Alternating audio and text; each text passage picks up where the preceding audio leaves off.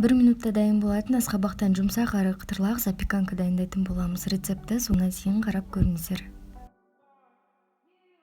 Бізге қажетті заттар: асқабақ, сұйық май, үйдегі өзіміз ұнататын приправалар. Бәрін қазір қосып араластырамыз. Асқабақты осылайша етіп турап аламыз. Сосын бәрін жақсылап тұрып араластырып, өзіміз қолданатын формаға салып 180 градуста 40-30 минутқа қойып аламыз.